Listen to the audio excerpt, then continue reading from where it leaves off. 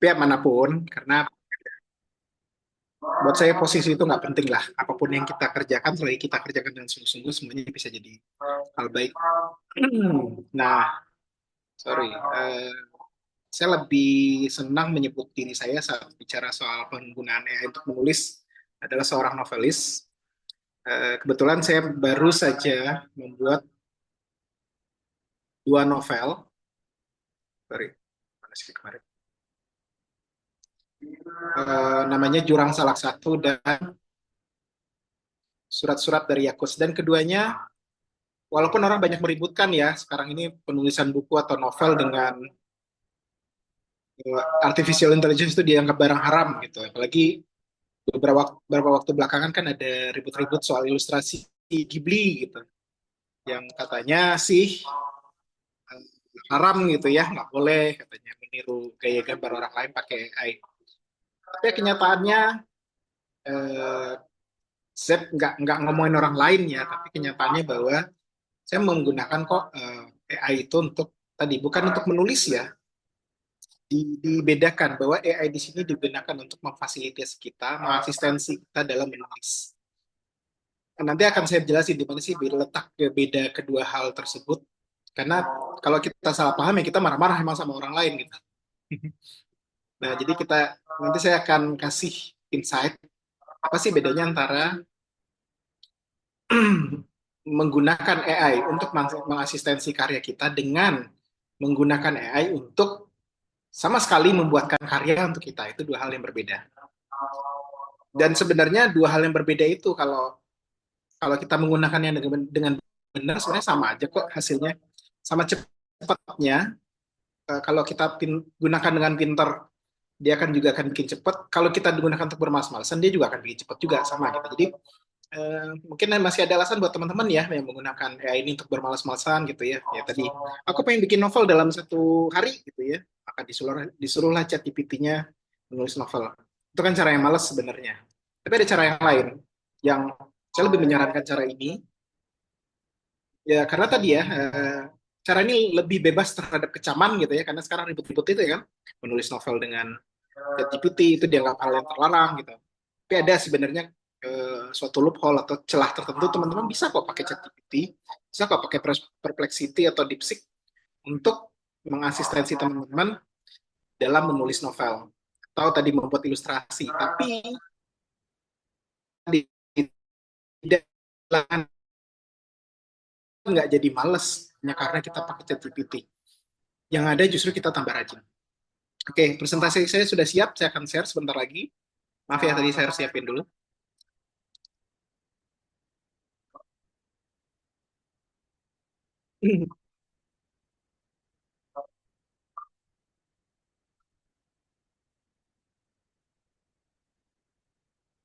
Oke, kayaknya saya masih bermasalah, Mbak. Mbak Tiffany boleh di-sharein nggak? Kayaknya saya masih bermasalah seperti saat pelatihan pertama. Tolong di-share boleh nggak, Mbak Tiffany?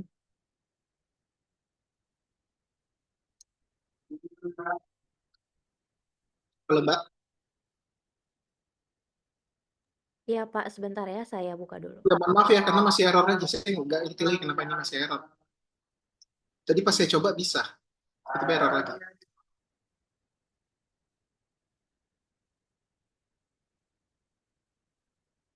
Di-sharein, Mbak. Nah, oke. Saya sudah memperkenalkan diri tadi bahwa saya sebagai seorang penulis saja ya. Kalau Wikipediawan sih kita rata-rata nggak suka pakai AI. Karena kita kalau di Wikipedia kita sangat mempertimbangkan akurasi fakta. Untuk membuat paragraf pembuka saja bolehlah kita pakai AI. Tapi kalau bikin detail sampai bawah gitu artikel Wikipedia itu jarang yang pakai AI. Kecuali untuk menerjemahkan ya, masih masih ada ruang untuk AI membantu menerjemahkan. Saya lebih senang menyebut diri saya sebagai penulis novel. Kenapa? Karena tadi dua novel ini alhamdulillah berhasil juara dan berhasil bestseller. Karena tadi mengakali bahwa pada saat lomba tadi kan syaratnya adalah ada banyak gitu, jualan novel siapa yang terbanyak maka dia jadi juaranya. Nah, saya memanfaatkan AI di sana untuk membantu mengasistensi saya agar saya bisa menulis novel dengan lebih cepat. Saya ya, bukan AI yang disuruh nulis. membantu saya, mengasistensi saya untuk menulis novel dan membuat ilustrasinya sekalian gitu ya. Jadi peran itu sebenarnya dilakukan oleh satu atau dua orang saja. Kalau dulu kan bikin buku itu bisa sampai 3-4 orang gitu, atau bahkan satu tim besar untuk bikin satu buku saja. Nah sekarang dengan adanya AI, semua hal itu bisa dipercepat. Next, Mbak, silakan.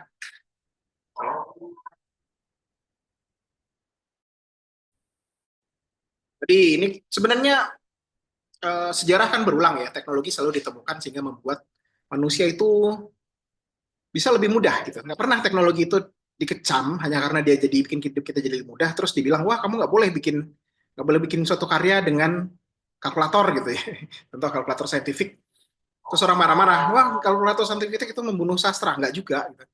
Saat kalkulator saintifik ditemukan, maka orang dengan mudah, misalnya ini ilustrasi saja, orang dengan mudah menghitung perjalanan dari bumi ke bintang mana gitu ya. Dalam satu kali hitung, oh dapatlah sekitar juta tahun cahaya untuk sampai ke planet mana gitu ya di luar tata surya misalnya. Maka terciptalah imajinasi-imajinasi yang science fiction. Karena tadi orang nggak ada background fisika atau astronomi sekalipun, dia bisa saja membayangkan, oh kira-kira ke planet ini atau ke bintang ini bisa dalam sekian juta tahun cahaya. Next.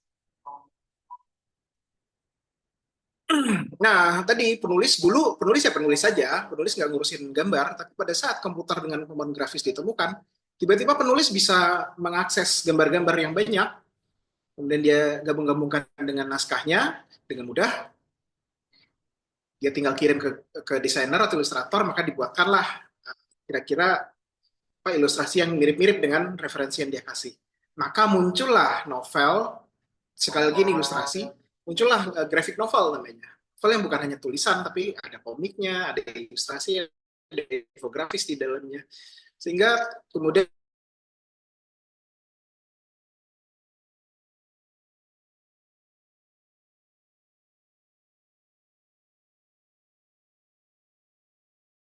di AI dan teknologi gitu ya. Next. Dan teknologi saya sudah jelaskan di kelas sebelumnya, AI sebenarnya bukan teknologi keluaran tahun 2000-an. Maaf, put omongan saya Mbak Tiffany.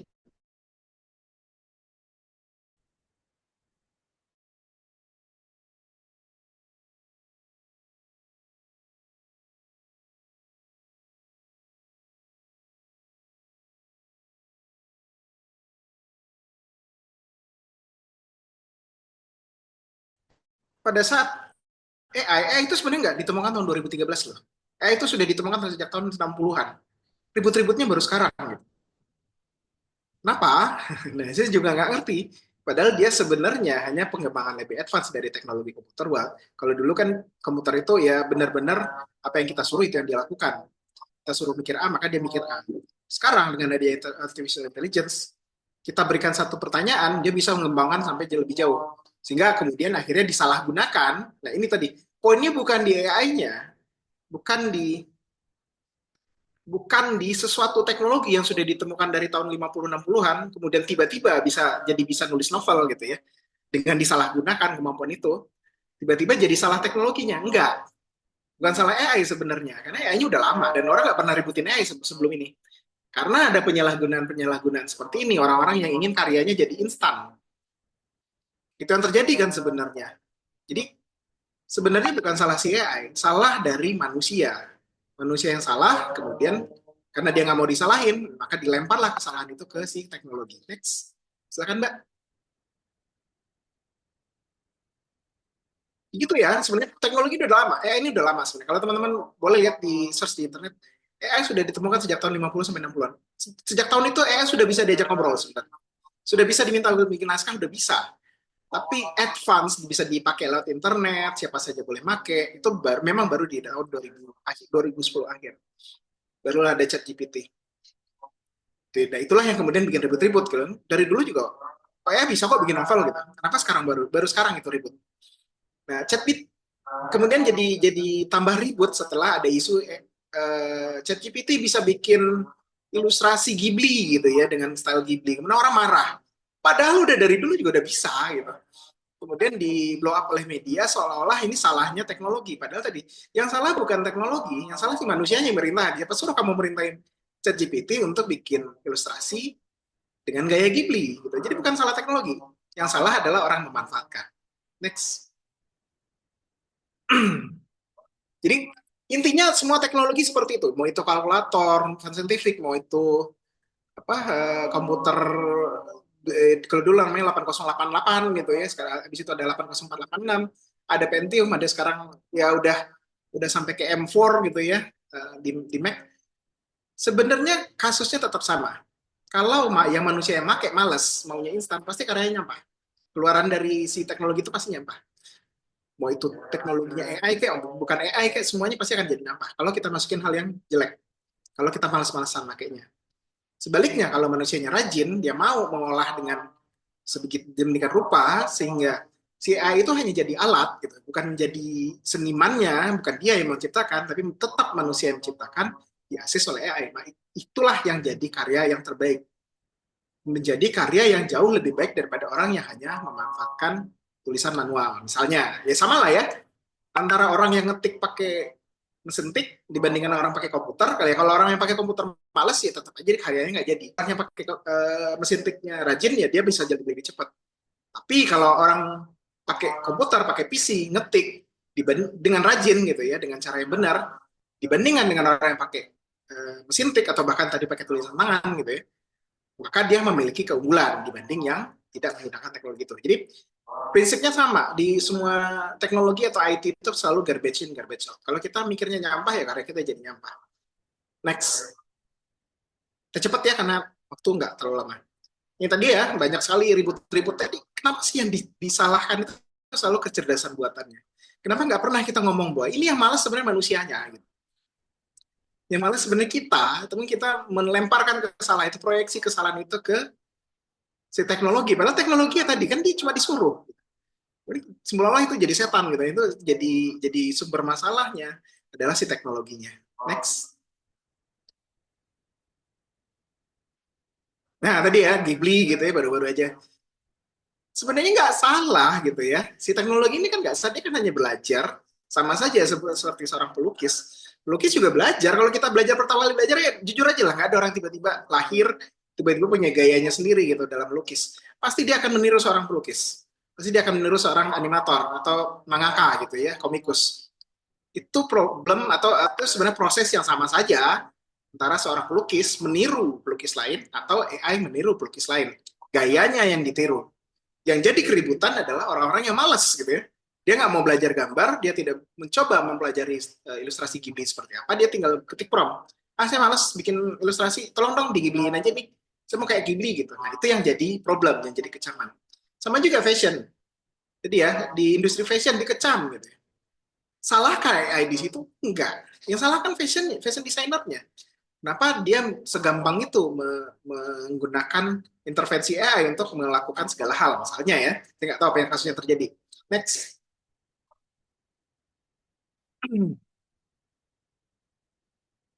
Tadi, ini lebih oke lah ya, disalahin penulis gitu ya.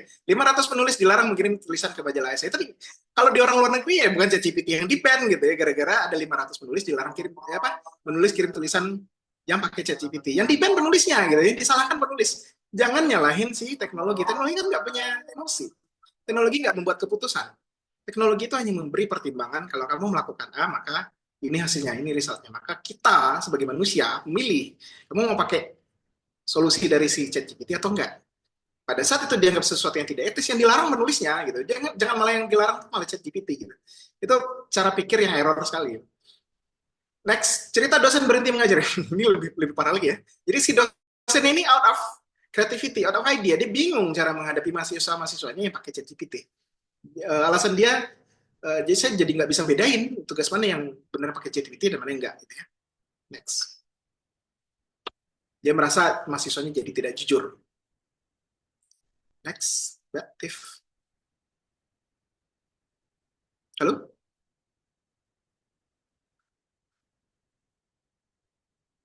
Boleh next ya Mbak? Mbak Tiffany? Oke. Nah tadi ya, ini udah mulai ada di Indonesia novelis atau penulis buku yang dituding plagiat. Padahal tadi ya sebenarnya plagiat sih ya nggak bisa dibilang begitu sebenarnya. Plagiat itu gini, kita mengambil atau meniru karya orang lain tanpa izin, sesuatu yang udah punya hak cipta. Nah, sementara ChatGPT kalau ditanya, dia selalu menyatakan bahwa dia mempelajari naskah atau mempelajari pola kalimat itu dari naskah-naskah yang berlisensi Creative Commons atau public domain. Ini yang tadi saya bilang, salah paham kita terhadap teknologi itu membuat kita ngecam hal yang salah sebenarnya. Jadi sebenarnya tidak ada, nyaris ya, saya nggak berani bilang pasti tidak ada, tapi nyaris hampir tidak mungkin terjadi plagiasi gara-gara ChatGPT. Yang jadi masalah mungkin tadi balik lagi manusia yang menyalahgunakan. Dia masukin naskah yang berhak cipta, dia suruh ChatGPT pelajari, kemudian diolah. Itulah yang namanya plagiasi lewat AI. Tapi kalau AI ditanya begitu saja gitu ya, nggak pakai input naskah tertentu, kemudian diminta bikin susunan kalimat, itu bukan plagiasi. Kenapa? Karena secara default ChatGPT-nya belajar dari sumber-sumber berlisensi bebas atau public domain. Itu kemungkinannya kecil, walaupun bisa terjadi. Bisa terjadi, saya nggak bilang bahwa 0% gitu ya, nggak mungkin terjadi itu nggak. Tapi kecil kemungkinan akan terjadi plagiasi gara-gara AI, kecuali si manusia secara sengaja memasukkan feeding, upload naskah yang berhak cipta punya orang lain. Itu mungkin terjadi plagiasi. Kemudian tadi AI kian meresahkan, banyak ilustrasi video game Cina hilang pekerjaan. Pada ujungnya ini yang akan terjadi. Kita mau nolak, mau enggak, mau kita marah-marah, mau enggak, AI akan, bukan semua ya, AI akan mulai menyingkirkan pekerja-pekerja kreatif yang tidak bisa beradaptasi. Bukan semua ilustrator video, game, bukan semua desainer, bukan semua penulis, tapi mereka yang tidak sanggup beradaptasi dengan kecepatan penulis-penulis lain yang dibantu oleh AI. Itu yang akan terjadi ke depan. Jadi kalau dibilang bahwa suatu saat pekerjaan penulis akan musnah, enggak juga sih. Sampai sekarang juga orang bilang dulu kan, wah kalau ada kamera digital nanti fotografer pekerjaannya musnah gitu. Enggak juga. Sampai sekarang banyak fotografer digital. Tapi kita harus mengakui bahwa orang-orang yang pakai kamera film sedikit tertinggal dalam hal produktivitas. Saya nggak bilang bahwa karya mereka jelek ya, tapi karena proses yang lama, kamera film sedikit tertinggal produktivitasnya dibanding mereka yang pakai digital, karena sekarang semua hal serba digital. Mau masukin foto ke berita pakai fotonya digital. Itu kenapa kamera film sedikit tertinggal, karena dia harus di-scan dulu tuh, barulah jadi file digital. Sementara mereka yang sudah belajar menggunakan kamera digital, prosesnya jadi jauh lebih cepat. Itu. Jadi nggak pernah ada suatu pekerjaan hilang sama sekali, nggak. Berkurang, iya. Siapa yang akan tersingkir? Mereka yang tidak sanggup, mereka yang marah-marah, mereka yang tidak mau menerima kenyataan bahwa zaman sudah berubah. Itu. Next. Apakah mereka total hilang? Enggak. Nanti jadi misalnya kalau fotografer akan tetap ada fotografer film. Kalau filmmaker akan tetap ada filmmaker yang tadi ya idealis juga tetap ada gitu ya, masih pakai film apa tuh yang 35 mm masih ada. Nggak ada yang salah dengan itu. Pelukis yang pakai kanvas, pakai cat akrilik atau cat minyak tetap akan ada. Jadi mereka nggak punah sama sekali, tapi akan tersegmentasi jadi lebih sempit, jadi lebih kecil, dan mungkin karyanya jadi lebih mahal, gitu. Karena dia lebih sedikit, lebih langka. Tapi ingat bahwa yang itu terseleksi loh, antara yang tidak mau beradaptasi nanti terseleksi lagi tuh. Hingga tadi yang misalnya let's say dari 100 gitu ya, 10 orang beradaptasi, tinggal 90. Nah 90 ini akan berebut pasar yang makin lama makin kecil. Pasar niche namanya. Mereka yang tadi jualan lukisan pasti pakai tangan. Jangan nyalahin, saya senang loh. Saya senang pakai lihat foto yang pakai kamera film. Tapi harus secara jujur kita katakan, mereka yang tidak beradaptasi, ceruknya makin kecil, mungkin karyanya makin mahal, tapi kesempatan jualannya jadi tambah susah. Gitu. Itu yang terjadi. Mereka yang bisa beradaptasi karyanya akan makin massal. Tuh, jadi kita bicara industri ya, kita nggak bicara keindahan, kita nggak bicara idealisme, estetika, nggak di arah itu. Kita bicara industri. Next. Jadi kalau kita bicara kehilangan pekerjaan, ya kita pasti bicara industri. Nah tadi, buah si malakama pasti ujungnya. Mau dipakai juga salah, nggak dipakai juga salah.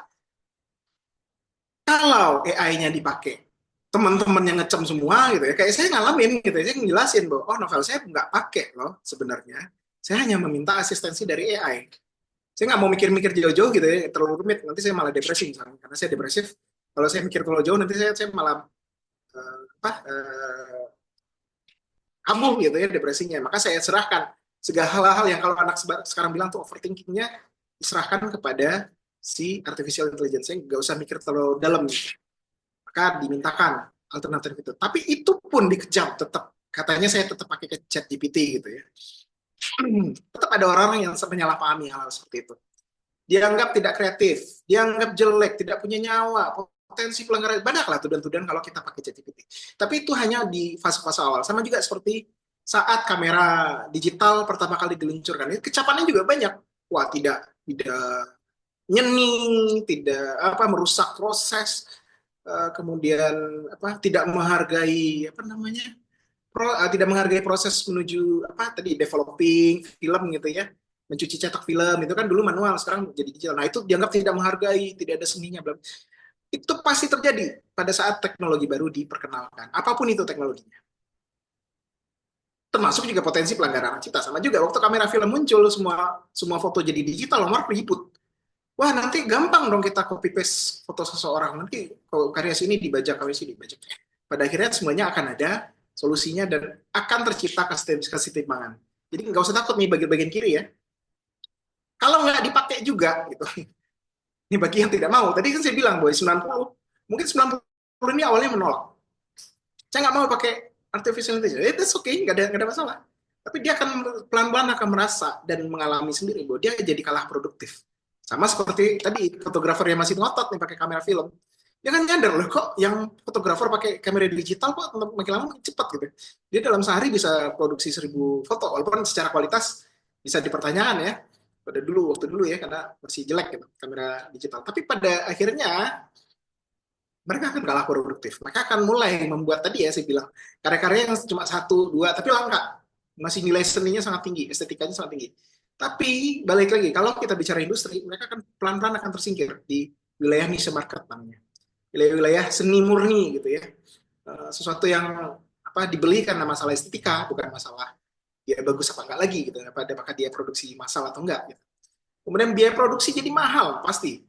Karena tadi udah terbukti ya, kemarin ada agensi iklan tadi yang dia mengakui kalau dia kerjakan itu pakai syuting beneran, biaya produksinya bisa $1.000.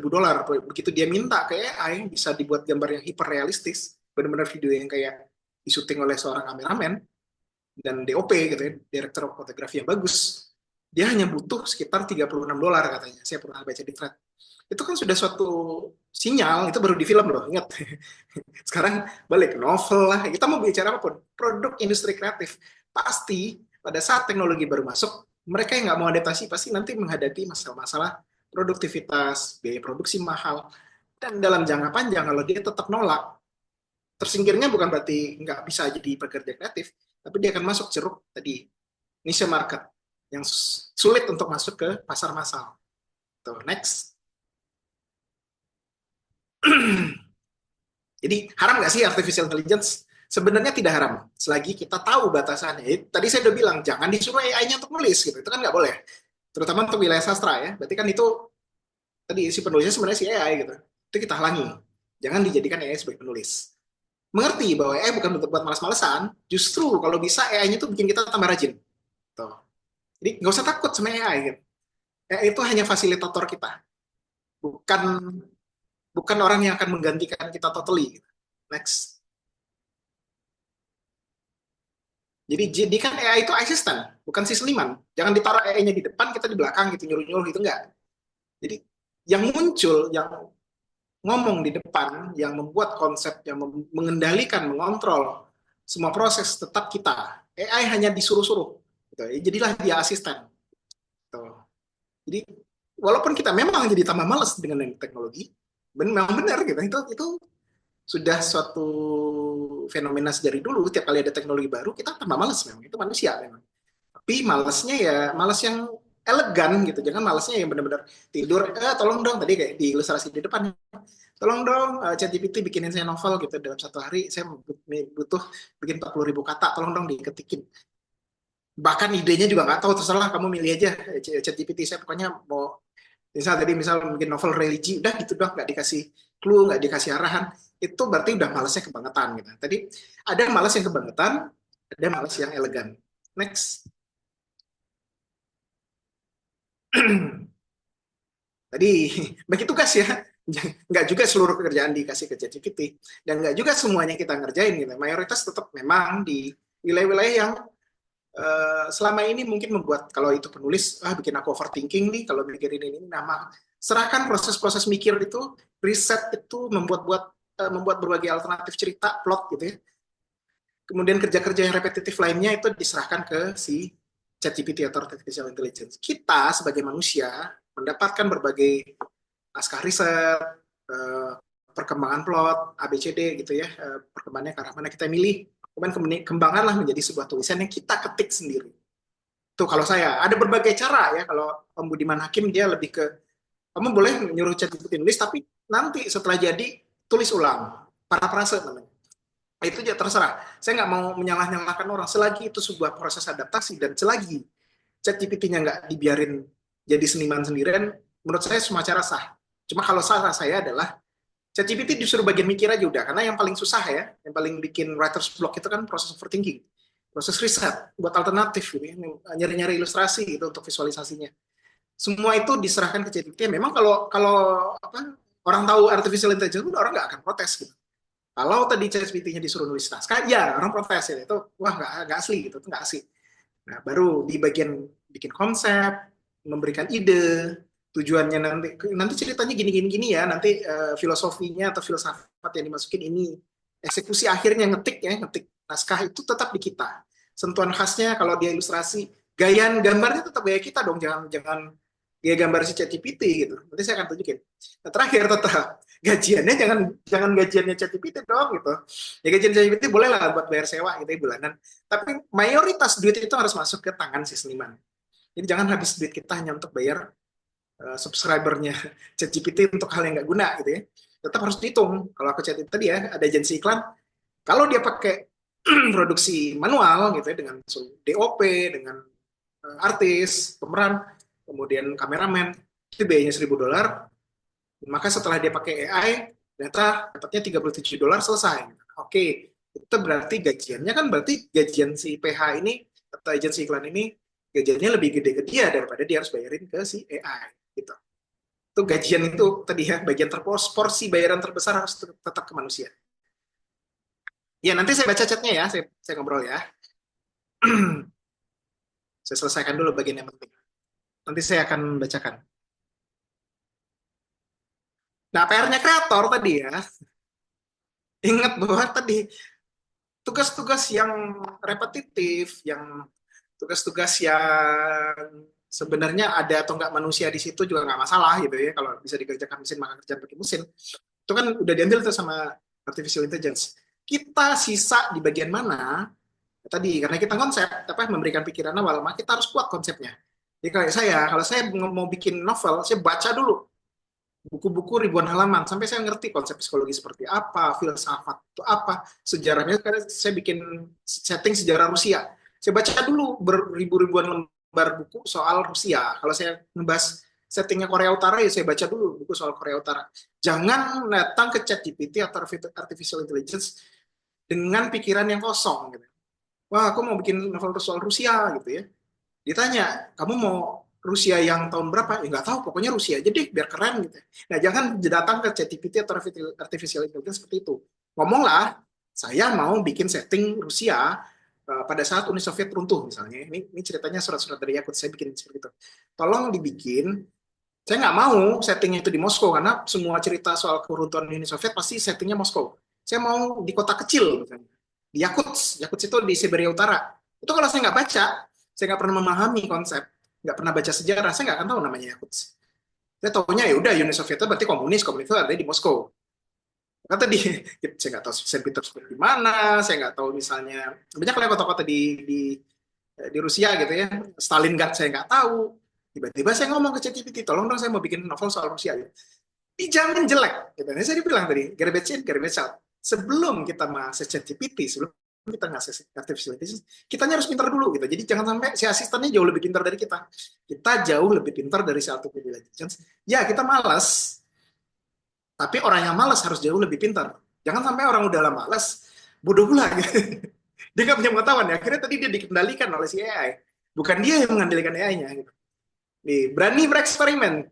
ChatGPT kalau nggak disuruh nggak akan eksperimen gitu ya. Misalnya dia belajar aja terus, naskah-naskah itu dia makan terus. Tapi dia nggak akan berani. Tadi kayak saya gitu ya, saya mau bikin eksperimen mau bikin novel soal Rusia, tapi saya nggak mau di Moskow. Itu kan tidak akan dilakukan ChatGPT. Gitu. Itu hanya bisa dilakukan oleh manusia. inovasi-inovasi seperti itu so far ya, saya nggak tahu artificial intelligence ke depan, saya nggak tahu apakah bisa berinovasi atau nggak, saya nggak berani ngomong. Tapi so far tidak ada eh, novel yang artificial intelligence yang berani berinovasi gitu ya, tiba-tiba disuruh manusia, lu bikin aja dong, bikin novel di Prancis tapi yang di pojokan gitu. Bikin Amerika gitu ya, tapi yang di Hawaii gitu, atau di apa namanya, kepulauan apa gitu ya, kepulauan yang apa, minor island gitu. So far nggak pernah sih kalau ChatGPT seperti itu dia ngasih ide tiba-tiba gitu, loncat gitu. Itu kemampuan itu hanya bisa dimiliki oleh manusia. Manfaatkan itu sebaik-baiknya. Karena kalaupun ada orang lain pakai ChatGPT, dia nggak akan kepikiran hal seperti itu. Atau dia mikirnya hal lain gitu ya, inovasi lain. Kita sebagai manusia, walaupun kita diasis oleh ChatGPT, kita punya kelebihan. Berani bereksperimen, berani mengambil resiko. Karena kalau ChatGPT ya, kalau referensinya dia pasti akan ngitung resiko. Wah, mana yang risikonya paling kecil? Nah, ya itu yang dipilih gitu ya, secara logika. Tapi kalau manusia dia punya kelebihan. Sekalipun risikonya gede gitu, dia ambil juga. Kenapa? Karena keren. Nah, itu khas manusia. Karena ini novel, sesuatu yang novelty gitu ya, sesuatu yang baru. Orang nggak pernah lihat. Itu penilaian seperti itu hanya ada di kepala manusia. Hanya ada di makhluk hidup. Tidak akan dimiliki oleh seorang komputer. Next, Mbak. Maaf ya, saya cepat ngomongnya ya. Biar selesai semua dan saya masih sempat jawab pertanyaan. Ini ya contoh. Tadi, kalau orang biasa ya benar sih, saya nggak ngeremehin ya, teman, banyak sekali kan kelas-kelas sekarang bikin prom gitu ya. Kelas bikin prom, gimana cara bikin tadi ya, bikin ilustrasi buat novelmu dalam sekejap, masukkan prom ini, disuruh copy paste tuh promnya, maka jadilah ini gitu ya. Menurut saya itu cara pikir yang salah gitu ya dari orang-orang yang ngajarin AI. Yang harusnya diajarkan adalah itu benar bahwa promptingnya harus benar, harus bagus nih supaya jadinya suatu gambar yang bagus. Tapi tadi diingatkan bahwa generate generated image dari ChatGPT ya jangan di copy paste terus kamu masukin ke novelmu gitu loh. Itu kan ya tadi lah, itulah tindakan yang males gitu ya. Males banget, udah ada terus copy paste selesai. Nah, jangan gitu. Kalau kamu memang benar seniman yang kreatif, next Mbak. Mbak ya tadi, ini saya contohin aja. Saya nggak menyerah dengan dikasih gambarnya si ChatGPT. Saya bilang kan tadi, tolong dong bikin optical art serigala gitu ya, di belakangnya ada bulan di atas pegunungan. Bukan berarti saya copy paste, saya masukin lagi ke Adobe Illustrator, saya trace satu-satu. Jadi kan sebenarnya itu bukan optik art, tapi itu sekedar cetak tinggi ya, kalau di sini. Saya benerin supaya benar-benar jadi optical art yang punya ilusi gitu ya. Kemudian garis-garisnya seragam. Saya print pakai digital print, saya timpa lagi, saya tracing pakai spidol. Jadilah dia sebuah karya yang punya sentuhan manusia. Itu ya kinya, punya sentuhan manusia. Jadi kita jangan menyerah kepada artificial intelligence. Ya, artificial intelligence tadi ya. Kalau kita bikin ide sebuah optical art tadi, ini kan susah sebenarnya. Kalau ya ada yang pernah kuliah seni rupa, bikin garis-garis kayak gini nih, yang bikin ilusi, ya, garis-garis panjang gitu terus melekuk sampai dia jadi sebuah kontur atau volume tertentu, ada kayak bergelombang gitu. Itu sebenarnya bisa seminggu 2 minggu gitu bikin bikin karya gitu. Kalau cepat mungkin 2 hari gitu. Boleh tolong di zoom Mbak, boleh, makasih. Biar teman-teman bisa lihat aslinya dulu Mbak, aslinya di sebelum ini. Yang di generate oleh ChatGPT kayak apa? Sebelum halaman sebelum ini. Boleh, boleh, makasih. Nah, tolong di zoom.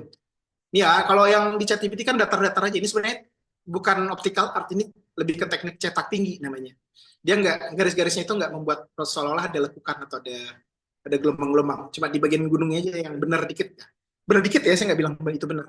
Secara optical art sebenarnya ini konsepnya salah. Tapi paling nggak polanya saya dapat. Oh, ada serigala, ada pegunungan, nah saya tinggal ikut gelombangnya kira-kira di sini. Kalaupun salah saya benerin. Next. Tadi ya bulannya kan datar nih, cuma putih terus dikasih bercak-bercak hitam, itu sebenarnya bukan optical art. Kalau optical art boleh di nextnya Mbak. Nah, kalau bulan kalau di optical art maka dia akan garis-garis sejajar melengkung sedikit tapi seolah tuh jadi gembung gitu ya, jadi bulat garis-garis itu. Itulah optical art. Ya itu kan kalau si ChatGPT disuruh bikin begituan ya dia nggak ngerti poteng. Yang penting tuh mirip bukan dia ya. Kan udah bener ini optical art mirip sama yang referensi yang saya pelajari. Enggak, manusia bisa secara detail menyampaikan konsep optical art bukan begitu. Optical art nih tadi ya diterus ulang lah pakai Illustrator supaya rapi, kemudian di tracing ulang pakai spidol, dibikin di gambar A3, kemudian di scan lagi. Next. Nah, Hasilnya adalah dari sekitar 100 input di kompetisi, semua saya satu-satunya yang dalam hitungan hari, makanya ini bukan nyombong ya, tapi memperlihatkan bagaimana kita contrasting diri kita pada saat yang lain pakai tadi ya, nggak tahu lah ya pakai Canva, saya nggak mau komentarin apakah dia pakai AI apa apapun, terserah deh. Tapi saya bisa menunjukkan dan bisa bikin orang kaget, saya pakai AI, iya, benar saya pakai ChatGPT, tapi setelah di ChatGPT kan, saya pakai Spidol, gitu ya. Saya pakai ilustrasi tangan yang nggak kepikiran oleh yang lain untuk bikin seperti ini. Itu kalau yang lain kan penuh colorful, rapi gitu ya. Kalau saya pakai sentuhan tangan, saya bilang, oh ini ilustrasinya sangat hand drawn gitu ya, sangat manual. Tuh, ini mirip buku-buku lama, novel-novel lama kan juga sama, ilustrasinya selalu pakai tangan. Tuh, itulah cara kita pada saat AI datang. Pada saat AI datang, kita justru beradaptasi, mengeksploitasi si AI ini supaya mengerjakan. Tadi kalau bikin optical art tadi seminggu 2 minggu, prosesnya di mana lamanya? Membuat polanya, membuat konsep awal apa sketch awalnya itu tuh susah banget. Naruh komposisinya mesti di mana, bulatnya mesti kayak apa, ukuran bulannya seperti apa, gunungnya gimana. Itu memang lama. Tapi pada saat udah ada semuanya, kita udah kepikiran, oh kayak gini. Jadi kira-kira lengkungnya begini. Itu bisa selalu dalam 1 jam, 2 jam selesai. Ini eh, ilustrasi surat-surat dari Yakut yang harusnya 1 minggu dengan intervensi dari AI, mencarikan referensi, membuatkan konsep dasar, sorry bukan konsep, membuatkan sketsa dasar yang kemudian di tracing ulang gitu ya, dan digambar kembali, maka dalam 3 jam saja novel seperti ini sudah punya cover yang sama sekali different, sama sekali beda dari yang lain. Bold, berani beda dari novel-novel peserta kompetisi lainnya. Bukan dalam saya ngomong bahwa saya jauh lebih baik, enggak, tapi saya berani beda. Gitu. Saya nggak tahu apakah ini lebih oke lebih atau enggak, itu terserah pasar. Kita serahkan ke pasar tetap. Penilaian itu ada di pembeli. Next. Mereka suka apa enggak tuh urusan mereka. Next. Nah, sama di novel Jurang Salah Satu, novel sebelum Surat-Surat Daya. Sama juga.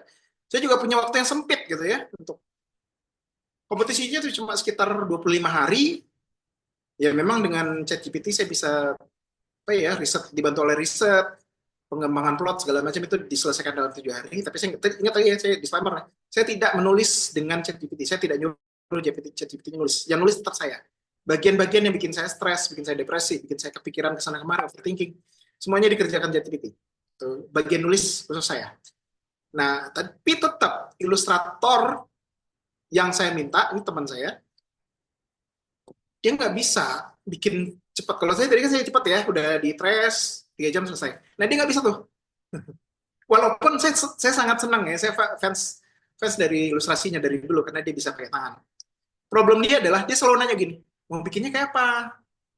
Kalau dikasih alternatif gini, gambar dulu ya sekitar 3 jam 4 jam gitu. Terus di scan foto satu-satu dilihatin ke saya, terus kita berantem lagi. Oh nggak gini, proses itu udah bisa 3 hari 4 hari sekali sendiri untuk membuat sekitar 7 maaf, untuk membuat sekitar 7 ilustrasi saja. Bisa 1 minggu full. Sementara waktu saya tinggal menyiapkan desain dan ilustrasi itu sekitar 1 minggu gitu. Nah, berarti kan banyak kali waktu yang terbuang hanya untuk berdebat masalah ide ilustrasinya. Maka saya bilang aja ChatGPT, tolong dong, ini naskah gue nih. Lu baca dong, ada karakter namanya Tirta. Dia punya kelainan mental ini, archetype-nya begini, apa kalau dia ngomong seperti ini, situasinya dia wartawan, bla bla bla. Coba deh bikinin perkiraan muka dia kayak gimana gitu dengan karakter dia seperti itu. Keluarlah tadi yang di kiri ya, keluarlah fotonya Tirta. Saya tinggal tunjukin nih ilustrator, tolong dong tiru aja, udah lu tiru aja itu daripada kita berdebat. Selesai, 1 jam selesai gitu. Yang harusnya kita sampai 1 minggu, tiba-tiba 7 ilustrator itu dalam 1 jam selesai. Itulah kedahsyatan dari ChatGPT. Jadi membantu kita untuk berkomunikasi dengan pihak lain. Jadi kita nggak perlu lagi tadi yang menjelaskan sesuatu. Aku pengen cewek yang kelihatannya manja, yang kanan bawah tuh. Cewek anak orang kaya kelihatannya manja, kalau disuruh apa-apa dia nggak mau. Ini Tina. Ya kalau saya jelasin itu ke ilustrator dia bingung. Ya, kayak apa itu maksudnya? Gue nggak pernah lihat orang kayak gitu. Karena saya bilang ChatGPT tolong dong belum bikin generate sebuah image anak orang kaya. Ya kira-kira umurnya 20. Apapun yang dia mau selalu diikutin dan dia manja banget. Selesai. Keluarlah foto cewek itu. Dan saya bilang nih, lo bikin aja ilustrasi kayak gini. Selesai. Tetap hand drawn, tetap pakai tangan, tetap punya seni artistik yang tinggi, nggak ada yang bilang bahwa ini jelek ya. So far ya paling nggak ada pembaca yang bilang bahwa literasinya jelek. Cuma bilang bagus. Tapi prosesnya langsung selesai. Dari awalnya kita berantem berminggu-minggu, tiba-tiba selesai dalam hitungan jam. Gitu. Next. Jadi nggak hanya ilustrator tadi, pola pikir yang sama. Juga tadi kita kembalikan ke naskah. Naskah nggak harus dibikinin oleh ChatGPT, atau mungkin bikin tapi hanya jadi referensi. Yang menulis tetap kita. Kita lihat, oh kira-kira dialognya kayak gini. Tapi saya nggak mau bikin dialog itu. Itu kan ChatGPT banget. Nggak, bukan gaya gue. Sesuaikan dengan gaya kita sendiri. Itu pendekatannya Om Budiman Hakim seperti itu. Kalau saya, nggak usah ditulis sama sekali deh. ChatGPT hanya ngasih pertimbangan saja. Saya nulis, karena ya saya suka bercanda sama teman. Gue nulis ngetik aja jauh lebih cepat daripada eh, si ChatGPT ngasih jawaban gitu ya. Kelihatan nih kalau ChatGPT itu kan gitu ya. Nah itu gue ngetik lebih cepat dari itu. Itu kenapa saya bilang, saya gengsi dong kalau saya bisa nulis lebih cepat dari itu, terus saya tetap aja masih minta ChatGPT nulisin. Itu jatuh harga diri saya bilang gitu. Bercanda ya, termnya bercanda. Nah, tapi itulah yang jadi filosofi saya untuk tidak memakai ChatGPT untuk nulis. ChatGPT itu dipakai untuk bagian-bagian yang perlama. Di writer's block itu disitulah. ChatGPT digunakan untuk membongkar writer's block seorang penulis. Next, Mbak. Nah, mengapa novel disarankan tidak dituliskan oleh ChatGPT? Kenapa saya menyarankan hal seperti itu? Satu, biasanya, ini yang saya salah tulis, novel itu biasanya karya sastra fiksi. Karya sastra fiksi itu bicara soal style, bicara soal karakter, bicara soal emosi seorang penulis. Nggak mungkin kita menyerahkan hal seperti itu kepada ChatGPT yang sekarang ya, saya nggak tahu ke depan apakah ChatGPT bisa memproduksi sebuah emosi, apakah ChatGPT bisa punya perasaan, saya nggak tahu, saya nggak berani ngomong. Tapi so far, ya, dan saya udah berapa kali buktikan, kalau ChatGPT disuruh nulis, nggak ada emosinya gitu. Dia hanya akan nulisnya datar-datar aja, ya benar sih, jadi sebuah apa ya, narasi yang bagus, storytellingnya oke, tapi nggak ada emosi di situ. Nggak, kita nggak baca itu nggak jadi sedih gitu, nggak jadi marah, nggak juga gitu. Jadi ketawa juga nggak gitu, ya, oh gitu tulisan gitu saja. Itulah kenapa tidak. Tolong jangan menyerahkan novel kepada ChatGPT. Kalau kamu menuliskan karya ilmiah masih masuk akal gitu ya. Karena karya ilmiah mungkin nggak perlu emosi. Karya ilmiah nggak perlu perasaan. Orang nggak perlu merasa sedih, nggak perlu merasa senang gitu saat membaca sebuah jurnal. Tapi kalau dia baca novel, dia pasti mengharapkan itu. Gitu. Saya mau baca karya sastra fiksi, pasti saya maunya perasaan saya diaduk-aduk oleh si penulis. Tuh, kenapa sebaiknya tidak ditulis? Bukan karena haram halal ya. Itu demi kebaikan si penulis sendiri, demi kebaikan penulis dan pembaca. Supaya dua-duanya merasa puas. Saya beli novel memang untuk dibikin nangis-nangis gitu, dibikin ketawa-tawa sama si novel. Nah, kalau kita masukin ChatGPT, hal-hal seperti itu jadi hilang. Experience itu jadi hilang dari sebuah karya sastra. Kemudian karya sastra tadi yang kedua, oke lah ini pertimbangan lain, bahwa karya sastra lebih sensitif terhadap kecaman saat dia dieksekusi dengan menggunakan AI. Yang ketiga, kriteria novel itu 40.000 kata biasanya, di atas 40.000 kata itu baru dianggap novel. Di bawah itu novelet, di bawah itu lagi saya lupa namanya apa, tapi novela ya, ada novela, ada novelet, kemudian ada saya lupa di bawahnya lagi itu apa, tapi kira-kira cerita pendek lah di bawahnya, cerpen. Nah, ChatGPT itu semakin panjang kita meminta dia menulis, nah ke ujungnya itu dia akan makin ngaco. Itu tadi saya bilang, kenapa Wikipediawan nggak mau pakai AI? Kalaupun kita pakai, paling untuk paragraf pertama. Kenapa? Karena makin panjang, makin makin ke ujung, makin detail, makin ngaco, makin ngawur kemana-mana ngomongnya gitu. Banyak hal-hal yang tidak bisa diverifikasi, banyak hal-hal yang tidak ilmiah, jadi dia ngarang sendiri, makin panjang ke bawah. Jadi kalaupun mau dipakai ya tadi untuk generate satu dialog, oke lah. Untuk bikin satu dua kalimat saja oke, masih bisa dimaafkan. Tapi kalau sudah di atas 40.000 kata, dijamin ngaco itu cerita. Tuh. Ada banyak error yang masuk di situ. Kalau dia sudah di atas 40.000 kata. Jadi kalau udah kriteria novel. Itu kenapa saya tidak menyarankan, dan saya sampai so far tidak mau. Walaupun saya sudah, tadi ya, sudah membuat novel yang di-assess oleh AI, sampai sekarang saya nggak mau menggunakan AI untuk menulis novel. Next. Ya, atau juga nggak mau dipakai untuk tulis tonggat, tetap aja sih. Kerjanya saya cepat kok. Cepat tetap selesai dalam 7 hari. Nah, bisa seberapa jauh sebenarnya peran AI, sama aja saat di Illustrator ya. Seorang ilustrator dibantu AI, apa yang bisa digunakan? Pertama, digunakan untuk riset. Kemudian menghasilkan alternatif pengembangan plot. Jadi ya, ada pesawat jatuh, bagusnya dia mati apa enggak ya gitu nih. Itu kan kalau diserahkan ke si penulis kan depresi sendiri, orang mikirin orang mati gitu ya. Mesti mati nggak ya karakter ini kalau dia mati gimana ntar jadi ceritanya, kira-kira nanti kalau pas dia mati kelihatannya kayak apa gitu mayatnya. Itu kalau tidak disuruh mainin itu malam-malam pasti depresi, jadi pasti kita jadi overthinking gitu, matinya mesti gimana, nanti yang putus bagian badan mana ya gitu. Itu kan pikiran-pikiran berbahaya sebenarnya. Itu serahkan ke ChatGPT supaya si penulisnya nggak stres.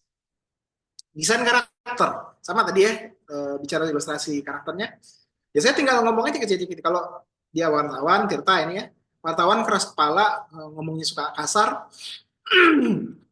terus masa bodoh dengan orang lain, nah kira-kira mukanya kayak apa, keluarlah gitu desain karakter. Kemudian tadi si karakter-karakter wartawan, kemudian dia archetype ya namanya, archetype dia seorang trickster, kemudian dia punya kelainan mental ABCD gitu, itu semuanya di generate pakai ChatGPT boleh gitu. Nanti kalau dia seperti itu, maka kalau dia simulasi ya, misalnya pada saat pesawat jatuh gitu ya, kita kan nggak tahu sebagai manusia.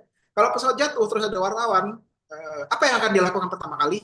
Lah kan saya bukan wartawan, saya nggak ngerti. Gitu. Bisa sih saya bayangin, tapi mending saya tanya ChatGPT deh. Kalau wartawan jatuh dan diselamat, apa yang pertama dilakukan? Itu boleh ditanya ke ChatGPT. ChatGPT bisa memperkirakan hal seperti itu. Daripada kita ngarang-ngarang sendiri, tapi nanti diketahui nama wartawan. Wartawan nggak akan makin hal itu misalnya. Nah, tanya yang ke ChatGPT. Kalau karakter saya seorang wartawan, dia archetype-nya trickster, dia sudah pernah ke Rusia gitu ya.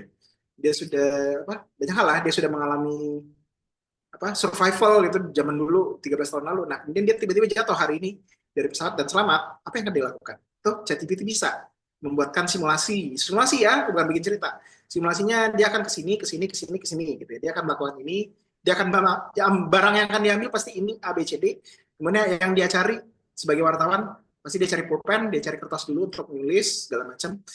Itu yang akan terjadi dan itu akan beda kalau misalnya yang selamat adalah seorang tentara. Ada juga karakter tentara kan nggak mungkin saya tanya ke tentara terus-terusan gitu ya.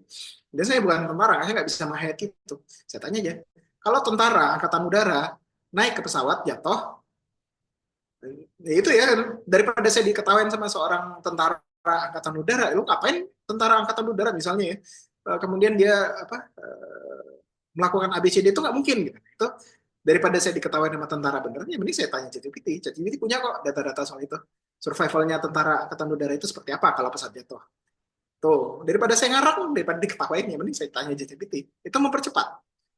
Tuh, daripada saya tanya langsung ke tentara angkatan udaranya ya cari dulu, telepon dulu, nanya jawaban dia berapa lama baru keluar. Nah, itu kan lama. Mending kamu tanya ChatGPT deh untuk mempermudah itu semua. Riset dan simulasi karakter. Evaluasi. Boleh. Misalnya saya nggak yakin cerita yang saya bangun, kita pakai benchmark ya. Pakai aja misalnya, kalau saya masukin ini ke Word Sastra, berapa persen kemungkinan menang? Itu boleh ditanya. Boleh aja kan, nggak dilarang, nggak pernah ada larangan seperti itu. Katanya diam-diam, kalau naskah seperti ini, kira-kira dia bisa menang Word Sastra nggak? Kemudian, kalau saya jual ke Gen Z, dibanding dengan kalau saya jual ke Gen X, dibanding ke Boomers, ke Gen Y, mana yang lebih laku? Kan boleh saya tanya seperti, kalau ceritanya gini nih, sejauh ini, maka next. Boleh Mbak? Tadi ya, ini simulasi dari hal-hal tadi ya. Nih, tadi di dalam cerita saya ada perbedaan antara roti Rusia, Prancis, dan Jerman. Saya mau cerita itu. Daripada saya diketawain orang Prancis, diketawain orang Jerman, diketawain orang Rusia. Malu. Jadi ceritanya jadi error. Kalau saya tanya ketiga-tiganya orang itu langsung, bisa makan waktu berminggu-minggu. Oke, mending saya tanya ini ChatGPT. Apa sih? Betul orang bikin tabel benchmark nih? Bisa sih pakai googling, saya lihat satu-satu, tapi itu makan waktu sehari lebih. Yaudah, tolong dong ChatGPT bikinin saya tabel apa beda antara ketiga roti ini. Selesai, jadilah sebuah paragraf yang menjelaskan secara akurat dan detail. Tapi nanti ditanya lagi ya ke Google ya, benar nggak keterangan-keterangan yang diberikan oleh ChatGPT. Itu kita harus hati-hati, kadang-kadang ChatGPT juga error. Ditanya ulang, sudah terverifikasi, maka jadilah dia sebuah cerita. Teman-teman bisa lihat di Jurang Salah Satu ada kejadian makan pagi, di situ orang ngomong, ada orang Jerman, orang Prancis, dan orang Rusia, dan orang Indonesia, ngomong soal roti dari ketiga jenis roti ini. Exactly itu yang mereka bicarakan. Setelah saya tanya GPT. Next. Tadi, ini desain karakter. Paling gampang boleh pakai tadi ya, apa tuh? Brick Mayer namanya. Atau pakai personality personality INTJ, INFJ itu boleh dipakai tuh untuk membuat desain karakter. Tapi saya lebih senang pakai psikologi Jungian namanya, dalam bahasan archetype. Itu lebih enak buat dibikin cerita. Nah, saya tentukan saja daripada saya capek gitu ya membayang-bayangkan Kak Tirta ini seperti apa. Saya bilang aja Tirta ini seorang trickster, dia wartawan, dia punya kelainan mental PTSD, post traumatic disorder. Nah, kemudian saya tanya ke dia, kalau dia jatuh di tengah hutan, apa yang dia pertama kali dilakukan? Ya, tadi udah dijelaskan semuanya. Saya udah cerita di awal, nggak perlu diulang lagi. Next, tapi ChatGPT boleh digunakan seperti itu. Sehingga kita nggak perlu lagi mikir-mikir gitu ya. Aduh, kalau wartawan jatuh di tengah hutan, dia mesti ngapain? Nanti takut diketawain sama wartawan nih gitu. Tanya aja ChatGPT. ChatGPT ngerti kok, bisa mensimulasikan hal seperti itu. Next, Mbak. Kemudian, nah, ini writer's block, hati-hati ya, bukan hanya di bagian pada saat kita merencanakan atau membayangkan sebuah naskah. Tanpa kita sadari pada saat kita menulis itu otak kita kan aktif ya. Kalau kita nulis sedih maka otak bagian yang memproses emosi kita jadi ikutan sedih gitu, terpengaruh. Itulah sebenarnya menyebabkan kadang-kadang, dan saya karena cenderung depresi itu saya gampang terkena hal seperti ini. Kita kelamaan nulis berasa depresi. Kita kelamaan nulis tiba-tiba jadi sensitif gitu, gampang marah. Tiba-tiba kita jadi entah kenapa kita nangis-nangis sendiri gitu ya, atau marah-marah sendiri atau ketawa-ketawa sendiri. Itu bisa terjadi di penulis. Kenapa? Karena sesuatu yang kita tulis itu kan sebenarnya diproses oleh otak kita dan itu merangsang bagian-bagian otak-otak tertentu. Maka saya tanya pada saat saya bikin desain cerita tuh bab satu kan jelas nih. Ini saya sama Mbak Vidya nih. Mbak Vidya kan pasangan nulis saya di novel Mantan. Kita bikin desain ceritanya bab satu ngomongnya A, bab dua ngomongnya B. Kemudian ditanya, bab satu nih ngomongnya soal perpisahan, bab dua soal ketemu, bab tiga soal difitnah segala macam. Nah, kalau saya menulis ini, ChatGPT tolong dong perkirakan bagian otak saya sebagai penulis dan nanti pembaca, pada saat membaca, otak mana di kepala dia yang akan aktif dan hormon mana yang akan aktif. Next, Mbak. Kita bikin pemetaan. Silahkan, Mbak Tiffany. Nah, tiap bab udah jelas nih mana hormon yang akan dirangsang oleh tulisan-tulisan ini, sehingga ada dua fungsi. Buat si penulis, kita bisa punya guidance. Ya jangan bikin cerita yang terus-terusan merangsang kortisol misalnya, yang merangsang stres, yang bikin kita sedih dan marah. Karena kalau itu dilakukan terus-terusan, maka jadilah uh, tulisan kita membuat kita depresi. Itu dia problemnya. Kadang-kadang penulis tiba-tiba jadi depresi sendiri karena kebanyakan nulis gitu ya, tanpa henti. Karena dia terus-terusan bikin bab yang soal sedih dan marah terus-terusan. Sekali-sekali kalau dari sedih, udah, misalnya tadi ya, sedih ada di bab 9. Oke, kalau udah saya keseringan sedih, udah mulai mempengaruhi emosi dan otak saya, udah saya loncat aja ke bab 1. Menceritakan hal senang. Itu akan membuat si penulis bisa sedikit lebih produktif dan terhindar dari depresi, karena dia tahu apa yang dia tulis. Orang seringkali mengalami masalah mental pada saat dia melakukan sesuatu yang dia tidak sadar. Itu membuat dia mengakses emosi atau memori tertentu yang melukai dirinya. Itulah yang membuat orang depresi, trauma pada saat dia menulis. Next. Silakan, Mbak. Nah, tadi ya, nanya soal award. Saya kira-kira menang awardnya mana? Ya, dia bisa memperkirakan berapa persen kamu bisa menang Katulistiwa Award gitu ya. Atau kalau ini difilmin, berapa persen kamu kemungkinan menang Piala Citra misalnya. Ini kan lucu-lucuan aja, cocok-cocokan gitu. Kalau dimasukin sini, kemungkinan menang berapa persen. Itu paling nggak penyemangat gitu.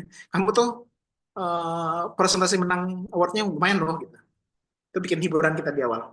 Bikin kita semangat, oh ini potensi menang awardnya gede. Next. Termasuk nanti pada saat mau memasarkan, ya udah tahu komunitasnya kemana, Gen X apa Gen Y atau Gen Z atau Boomer yang akan beli. Tawarkanlah ke sana, jangan menawarkan ke pasar yang salah. Itu ChatGPT bisa kasih analisa seperti itu.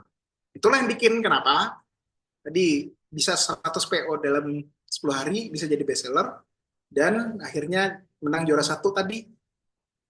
Urusannya tadi marketing paling penting. Jadi memasarkan sesuatu ya jangan memasarkan ke tempat yang keliru. Itu lama memang jadinya. Kalau pasarnya sudah cocok, maka persentase terjualnya itu jauh lebih besar. Next. Next, Mbak Tiffany. Nah, ini ya. Benar kan saya bilang tadi, kalau kita mau effort, pakai AI dengan cara yang benar, nggak buat males-malesan, juara kok gitu. Orang juga ngerti bahwa memang dibikin pakai AI, tapi dia nggak pakai AI itu untuk males-malesan gitu. Dan hasilnya juga worth it untuk dibeli gitu. Nggak yang tadi ya, yang tadi 500 penulis yang pakai ChatGPT buat bikin artikel. Masalahnya orang yang baca kan akhirnya merasa tertipu, merasa kecewa. Dia ingin membaca tulisan tangan kita loh. Dia ingin membaca emosi kita, dia ingin membaca style kita. Tapi kita kasih stylenya ChatGPT, kan merasa ditipu dia. Itulah yang membuat akhirnya tadi orang jadi malas beli baca novel kita. Malas beli. Next. Kayaknya udah selesai. Ya, ya, tadi ya. Manusia rajin effort pakai ChatGPT, karya juara. Itu aja. Terima kasih teman-teman semuanya. Saya akan lanjut ya pertanyaan ya. Saya rasa Mbak Tiffany. Oke, terima kasih Pak Haryadi atas materinya. Udah jelas banget nih. Nanti tadi Pak Haryadi menjelaskan apa sih yang bisa dilakukan gitu? Apa ya pengembangan yang bisa dilakukan kalau misalkan sekarang udah ada AI ya. Jadi sebenarnya kita tuh nggak boleh kalah dari AI, tapi kita harus memanfaatkan si AI itu jadi karya juara gitu. Nah, buat teman-teman yang mau bertanya, silakan nih udah boleh. Tadi udah ada yang sempat bertanya dari Kak Jafar ya, dari Pak Jafar. Bagaimana strateginya untuk menghadapi pasar yang serem pada banting harga? Seperti itu, Pak Haryadi.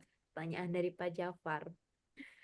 Oke, Pasar buat yang banting harga seperti itu. ada apa ya? Kalau prinsip ekonomi gitu Mbak, orang yang banting harga, sorry ya. Apalagi kalau kita bicara nanti ya, besok saya ada community marketing, ini bukan iklan, tapi sebaiknya ikut besok. Kalau pertanyaan seperti itu, mending ikut pelatihan saya besok. Lihat aja di Instagram saya, Haryadi 1984. Atau saya tulis, boleh ya izin ya Mbak ya, kalau mau daftar buat pelatihan besok, terus saya akan bicara community marketing, jual novel. Daftar aja di situ, saya akan jelaskan bagaimana sebuah barang yang sebenarnya ya nggak mahal gitu ya. Novel saya kan dijualnya sangat mahal sebenarnya. Untuk ukuran teman-teman saya bilang tuh, gila lu jual novel 100.000 gitu. Di pada saat sekarang orang bisa nyetak novel di percetakan 20.000, 30.000, terus dia jual 50.000. Saya jual 100.000. Ada yang beli? Ada. Gitu. Karena tadi kita nggak pakai buat males-malesan. Gini loh, kalau kita pakai buat males-malesan, mikirnya gini, semua orang melakukan itu, karena itu gampang. Malas itu gampang, Mas. Dan malas tuh nggak ada obatnya memang. Bapak saya bilang, kamu tuh kalau males nggak ada obatnya. Orang bego bisa diajarin gitu ya. Orang bego bisa belajar. Orang bisa bego bisa jadi pintar. Tapi kalau males itu nggak ada obatnya. Nggak akan bisa diatasi itu. Nah kalau kita, dan manusia memang cenderungannya malas. Mayoritas manusia malas memang. Kenapa suatu barang jadi murah? Karena yang memproduksi adalah ratusan orang atau jutaan orang malas gitu ya, dan menghasilkan barang yang kira-kira sama. Itu ya. Jadi kita bayangin, saya nggak meremehkan produksi massal, tapi gini, eh, nggak mengeremahkan pekerja ya, tapi gini, anggaplah ya gini ya, antara desainer, nah ini desainer pakaian misalnya dengan tukang jahit. Saya nggak bilang tukang jahit nggak merendahkan, ya, tapi kita bikin perbandingan. Antara tukang jahit dia nggak belajar, dia nggak serajin itu mencari pola, mencari tren segala macam. Dia yang tahu ini ada pola, ya udah saya jahit aja. Ada contoh saya jahitin seperti itu, dia bisa perfect tiru, tapi dia nggak bisa menciptakan ide baru. Dia nggak bisa berinovasi. Bisa sih, tapi nggak semaksimal orang yang belajar desain fashion secara khusus. Mana yang kira-kira produksinya akan jadi massal dan murah gitu, kebanting harganya dibanding dengan seorang desainer fashion yang belajar jauh, sering ikut pameran, sering baca tren, ngerti cara membangun ya, bukan hanya ngikut ya. Kalau ngikut tadi kan malas tuh artinya. Dia cuma ngikut aja, baca nih, oh yaudah aku ikutan. Itu malas sebenarnya. Orang yang nggak malas, yang rajin, effort gitu ya, dia akan baca tren, oh trennya kesini kesini. Kalau arahnya ke sana, maka saya akan bikin gebrakan ini yang out of the box. Itulah yang bikin suatu karya jadi mahal. Dan kalau kita jual tuh orang berani beli. Itu. Maaf kiri lagi Mbak. Lagi kiri. Sebelumnya maaf. Bukan kiri, sebelumnya. Nah tadi ya kenapa juara? Ini saya bukan belain, saya nggak ngebanggain, saya nggak ngerendahin karya-karya yang lain. Tapi saya membaca tren. Pertama, kenapa sih sebuah sebuah novel atau buku bisa terjual dengan cepat? Paling penting adalah covernya harus mencolok. Covernya harus bikin kaget. Misalnya saya di Jurang Salak satu tuh nggak terlalu besar ya peran AI di situ. Tapi tetap saya minta generate gambar tertentu, jadilah dia referensi untuk si cover. Kemudian saya edit lagi. Saya meriset. Rata-rata anak peserta itu rata-rata novelnya kalau nggak pink, ungu, muda, pastel, warna pastel gitu ya, atau putih, eh, hijau, muda, banyak lah pokoknya warna-warna anak muda lah, pastel-pastelan gitu. Saya nggak bilang itu jelek, tapi gini, pada saat kita pengen stand out of the crowd, pada saat kita mau meyakinkan bahwa ini barang ini pantas lebih dijual 100.000. Ada barang lain harganya juga 100.000, sama nih kira-kira. Tapi mereka semuanya kelihatan sama. Tiba-tiba ada satu novel, udahlah novelnya hitam gitu ya, yang bicara soal masalah depresi, ada apa tinjauannya berat banget gitu, terus banyak apa ahli-ahli yang berkomentar. Kira-kira worth it nggak? Orang langsung mikir, ini di antara sekian banyak novel, semua sama-sama harga 100.000. Kemudian merchandise-nya juga banyak gitu ya. Yang lain cuma ngasih merchandise selipan apa pembatas buku sama stiker. Saya beda sendiri. Oh, nggak cuma itu, saya kasih lagi kartu edukasi, saya kasih lagi apa ya waktu itu ya, saya lupa. Oh, dikasih pin motivasi. Sehingga orang merasa bahwa oh, memang sih harganya semuanya 100.000, tapi saya merasa kalau yang lain itu mungkin novel harga cetak 50.000 dijual 100.000. Kalau saya, mungkin di kepala mereka kita terbentuk perasaan bahwa ini sebenarnya novelnya dicetaknya dengan harga 90.000, tapi dia jual 100.000. Berarti ini worth it untuk dibeli di harga 100.000 dibanding yang lain. Gitu loh pemikirannya.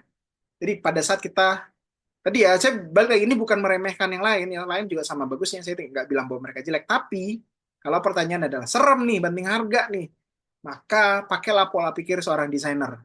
Pola pikir desainer adalah tadi ada pola kita pelajari, bikin sesuatu yang aneh sekalian, inovasi, tapi inovasinya juga yang biasa, jangan yang biasa-biasa aja. Yang sekali lihat orang langsung wah gitu. Tadi pada saat yang lain pakai komputer, pakai digital image, saya sendiri berdiri sendirian di etalasenya di sosial medianya si akun penyelenggaranya, Lapas namanya, Lapas Penulis. Sendirian saya berdiri di situ dengan saya bilang bahwa saya satu-satunya novel yang covernya dibikin pakai tangan. Tuh lihat tuh, ya, garis-garis doang gitu ya, nggak ada. Kalau novel digital kan, sorry, ilustrasi digital kan pasti warna-warni. Ini nggak, saya hitam putih udah. Gitu. Ini contoh saja. Terus ada optical artnya, ada ilusinya gitu. Nah, saya lihat, nah, orang lihat, oh berarti ini worth it loh dibeli 100.000. Di antara tadi saya nggak remehin ya. Sekali lagi, novel lain nggak bukan berarti jelek, tapi kan pertimbangan otak manusia begitu. Di antara semua yang sama nih 100.000, sama-sama 100.000 harganya, semuanya sama-sama warnanya pastel, pakai gambar-gambar kartun. Saya sendirian pakai optical art, gambar tangan, dengan gaya saya sendiri. Gitu. Jadi menghargai, itulah cara, balik lagi, pola pikir itu ada macam-macam, Mas. Ada pola pikir arsitek, ada pola pikir pengusaha, ada pola pikir, siapa ya, pedagang. Kalau pedagang, misalnya gini, terjadi perang harga, ya udah pedagang malah senang perang harga. Yuk, lu ngasih harga 100.000, gue kasih harga 50 deh. Nggak apa-apa, gue untungnya cuma 10.000, lu untungnya 20.000, nggak apa-apa. Tapi kan orang lebih banyak beli di gue. Gitu. Itu pola pikir pedagang. Nggak apa-apa juga, saya nggak bilang itu salah ya. Tapi kalau pola pikir desainer, nggak akan ke arah sana. Desainer pada saat melihat seperti itu, oh semua orang jual barang yang kira-kira sama. Gue beda sendiri nih. Gue pasang harga 100.000 sekali. Atau kalau perlu 200 ini yang saya pakai di surat-surat dari Yakuts. Yang lain jualan 100.000, saya jualan 155.000. Bahkan 200.000. Kenapa? Karena saya lengkapi lagi pakai kopi. Paketnya kopi, ada biskuit. Atau sekalian saya bikin 2 buah novel yang sama-sama juara. Ada paket 200.000, 225.000. Kamu dapat surat-surat dari Yakuts, kamu dapat jurang salah satu. Dapat lagi kopi, dapat lagi biskuit. Yang lebih laku, Mas, yang paket. Itu yang dibanding yang 100.000 ini perang harga tuh namanya ya. Kira-kira itu semua ngasih perang harga. Yang lain lebih murah nih 100.000 semua. Saya jualan 200.000 gitu. Kenapa? Karena lebih worth it gitu. Itu yang tadi. Terserah Mas, mau pakai pola pikir yang pedagang, atau mau pola pikir desainer, atau pola pikir seorang entrepreneur. Beda-beda. Saya nggak mungkin ngejelasin semua. Saya bicara dari sisi desainer lah, karena saya basicnya sih desainer. Maka pola pikir desainer adalah, wah jangan kejebak ikut-ikutan banding harga. Bikinlah produk kamu worth it untuk dibeli di harga yang jauh lebih tinggi. Gitu. Oke Mas, ada lagi pertanyaan, Mbak? Saya rasa udah menjawab. Ya, sudah menjawab ya. Jadi intinya harus ada value lebihnya ya, kayak. Pasti. Bukan hanya value added. Kalau value added tuh gini ya, sekedar nambah stiker itu value added. Kalau saya lebih tepat bilangnya eh, worth it untuk dibeli gitu loh. Sesuatu yang memang mewah, premium gitu. Nah, kalau value added tuh gini, Mbak. Value added tuh aku tambahin pin deh, aku tambahin stiker, tapi ya aku nambahinnya 5.000. Ya udah nambahnya tadi ya 100, novel 100.000 ditambahin stiker 5.000 atau pin 5.000, maka jadilah harganya 105.000. Itu value added. Tapi kalau kita bicara premium, novel 100.000, pin 5.000. Ini saya nggak begitu ya, tapi ini simulasi saja. Tambahin kopi, tambahin ini. Jadilah harganya jauh berkali lipat dibanding kita jual nih barang ini terpisah-pisah. Pada saat dijual paket, dia jauh lebih mahal. Itu premium, strategi premium namanya. Oke, Tuh, oke. kalau kalau value edit tadi nambahin stiker, nambahin pin ya. Nggak salah, itu juga boleh. Tadi itu pola pikir pedagang tuh. Kita tambahin stiker, tambahin ini. Jadilah harga totalnya ya udah seharga tambahan itu gitu. Gitu, Mbak. Oke, oke. Kita lanjut lagi nih ke pertanyaan selanjutnya ya, ke teman-teman. Kalau ada yang mau Nah, bertanya atau mau open mic ya, mau bertanya langsung, connect langsung tuh. jadi boleh. Jadi di sini kita sesinya interaktif aja nih teman-teman. Kalau misalkan mau bertanya langsung, silahkan boleh angkat tangan aja, raise hand aja gitu. Nanti biar bisa ngobrol langsung sama Pak Haryadinya.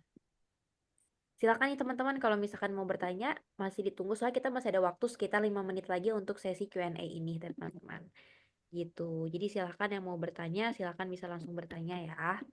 Ada yang mau raise hand? Silakan kalau mau raise hand. Oke, di sini juga saya mau ngirimkan link evaluasi ya teman-teman yang bisa teman-teman isi. Jadi teman-teman nanti Nah, kalau mau rekamannya, nanti teman-teman harus mengisi link evaluasi tersebut. Nah, silakan nih yang mau bertanya, boleh raise hand dulu aja, silakan. saya rasa Mas Jafar masih ada yang mau ditanya sih tuh. Open mic aja, Mas. Boleh, silakan. Nggak usah takut ya. Nah, mungkin belum puas gitu, masih pengen nanya lagi. Buat Kak Vidya, Kak Zahra, Kak Didi, Pak Fajar, Pak Heru, Bu Irma, Kak Yufda, Kak Emir Mbak Irma tadi, dan Mbak Irma tadi setujunya apa tuh? Dia bilang setuju. Setuju soal apa nih, Mbak? Saya nggak ingat, Mbak.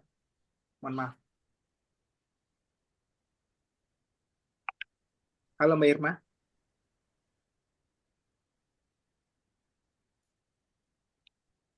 Halo, selamat malam.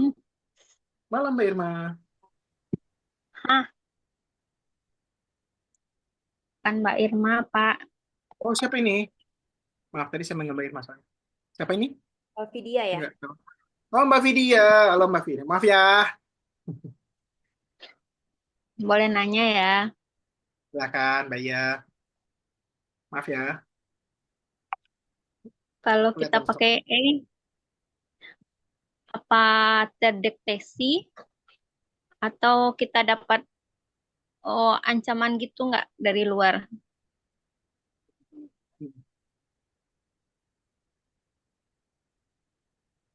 Sudah? Sudah, kasih. Oke. Oke, terima kasih Mbak Vidya pertanyaannya. Silakan Pak Haryadi. Ya, saya bicara Ya, pengalaman. Kalau kan ada juga pengajar lain ya, saya nggak bilang dia lebih baik atau lebih buruk, tapi ada Om Budiman Hakim juga yang membahas soal AI untuk menulis. Saya juga ikut kelasnya dan saya juga nanya hal yang sama. Om, saya juga nulis novel terus dikecam, diomelin habis-habisan karena katanya saya pakai AI, padahal saya nggak pakai. Bagaimana menghadapi hal-hal seperti itu? Hmm, karena dia lebih senior gitu ya, paling nggak lebih senior gitu ya, hidupnya lebih jauh lebih lama, dia lebih berpengalaman nulis gitu ya. Dan bos saya sih dulu tuh, bos saya waktu kerja di agensi, dia bilang gitu, bodo amat aja gitu. Yang tahu sebenarnya gini loh, yang tahu kita jujur apa enggak itu kan diri kita sendiri gitu. Kita eh, tools diceritain tuh sama Ombud namanya, Om Budiman Hakim.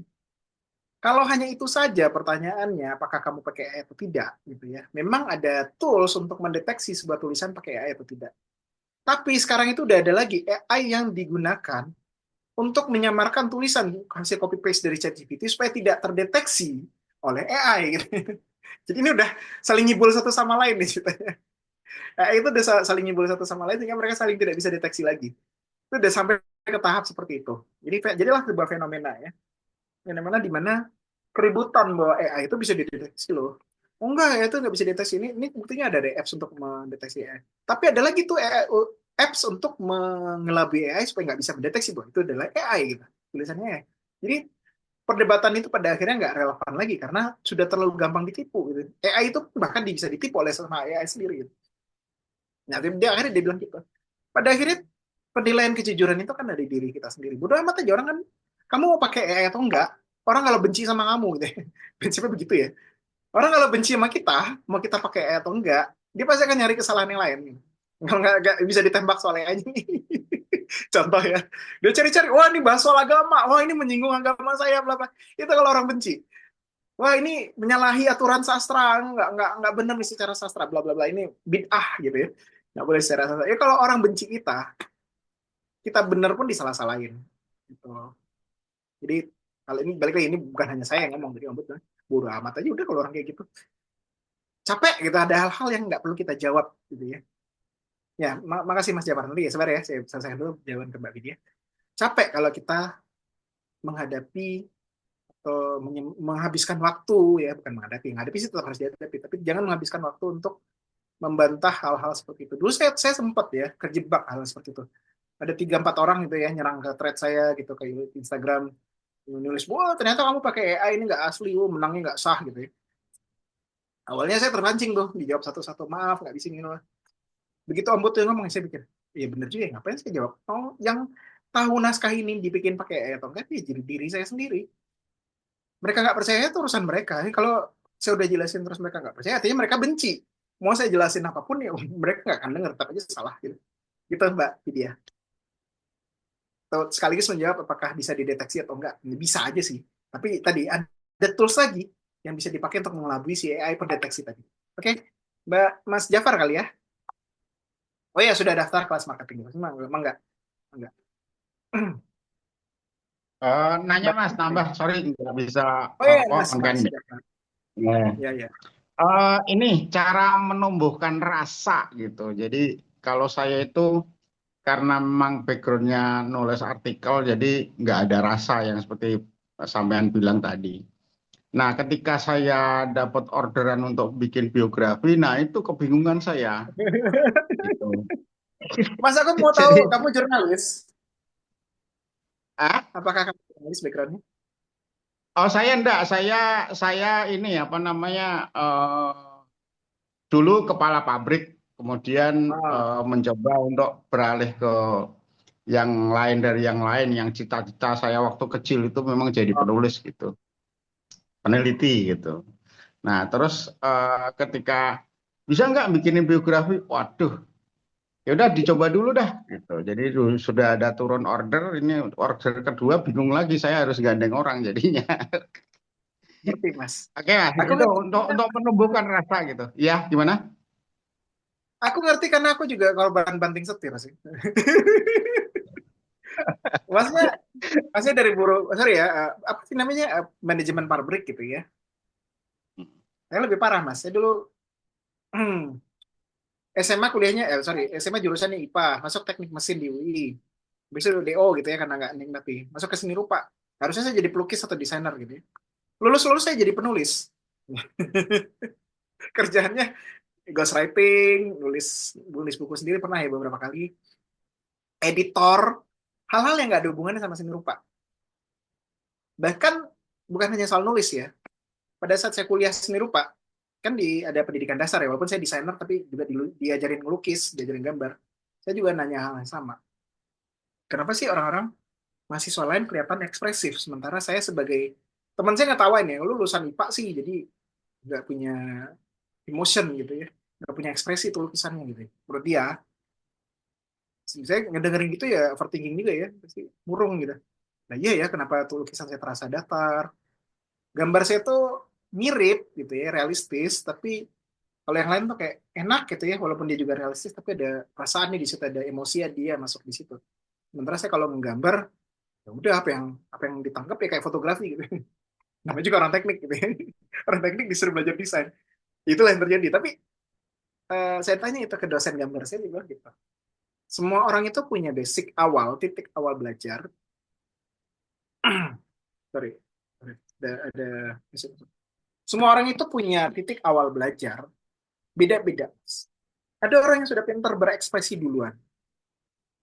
Ya itulah ya tadi yang karya-karya sastrawi yang penuh dengan makna, apalah ya, saya nggak ngerti itu, penuh dengan emosi, penuh dengan ekspresi segala macam. Ada orang yang mulai dari titik itu, tapi kalau dibandingkan dengan Mas, misalnya nih, ini contoh saja, Mas pernah di manajemen pabrik. Kalau Mas disuruh nulis soal cerita, katakanlah ya, pabrik gula ya, lagi ngetren nih sekarang.